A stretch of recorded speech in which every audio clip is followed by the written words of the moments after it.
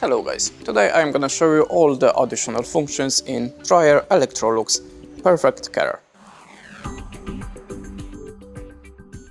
So the first one is an anti-crease function. This is extend the crease protection phase by 30, 60, 90 or 2 hours at the end of the drying cycle. The next one is a drying for a time, and you can set in this mode duration of the program from 10 minutes to 2 hours. The duration of the program shall be adjusted to the amount of the laundry in the machine. The next one is a spinning plus, and this mode increases the frequency of reverse rotation of the drum to reduce twisting and splattering of items. The next function is a super quiet. The appliance works with the reduced volume without compromising the quality of drying.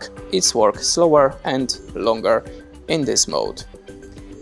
And the last one is a degree of drying. With this function can increase the degree of drying of the laundry. 3 options are available: extra dry, dry or dry for closet and ironing.